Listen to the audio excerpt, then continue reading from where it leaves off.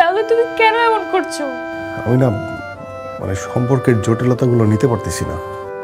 আচ্ছা ঠিক আছে, আমি কিছু বলবো না, তুমি আমাকে বলো, সবকিছু বুঝায় বলো। বিনু, আমি তোমাকে এখনো সবচেয়ে বেশি ভালোবাসি, কিন্তু এই যে আমি তুমি, তুমি আমি, এটা কতটা সত্য? এই জন্য কি তুমি ওকে এত কষ্ট দিচ্ছ? না বিনু, তুমি বোঝো নাই। আমি জানি, আমি জানি তুমিও আমাকে অনেক বেশি ভালোবাসো, কিন্তু আমি না এটার কোনো সুযোগ নিতে চাই না। মানে?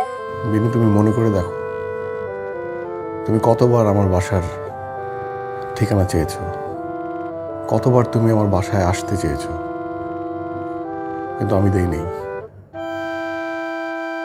কারণ তুমি আমার রাধা, একেবারে আলাদা, সবচেয়ে আলাদা, আমার সবচেয়ে কাছের। কিন্তু বিনু, আমি যে কৃষ্ণ, এই যুগের কৃষ্ণ। কি বলছো এগুলা? বিনু, আমার মানে সম্পর্কগুলো না মানে শেষের দিকে মানে একদিকেই যায়, একদিকে, আর সময়ের সাথে সাথে সেগুলো হারিয়েও যায়।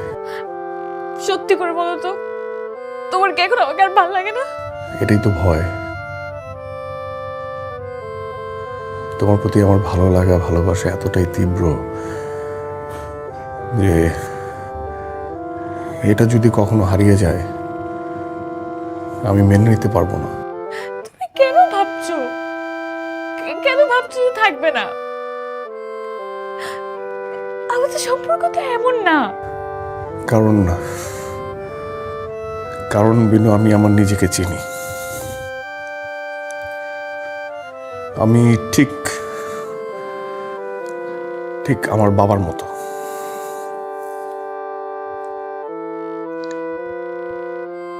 আমার বাবার জীবনে আমার মা এসেছিল রাধা হয়ে, সেও একদিন হারিয়ে গেছে। এরকম প্রতিদিন অনেক অনেক রাধার মৃত্যু হয় কৃষ্ণদের হাতে। আর আমার জীবনেও রাধা এসেছে তোমার রূপে। আমি রাধার মৃত্যু চাই না, একদম না।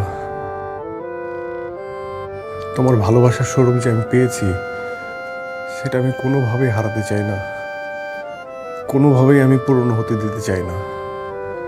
আমি আমার এই অনুভূতিগুলোকে কোনোভাবেই নষ্ট হতে দিতে চাই না। আমরা কি কখনো এক হতে পারবো না? না। তুমি এভাবে বলো না। শোনো, আমি কিছু চাই না, তুমি যদি আমার সাথে একবার দেখা করো।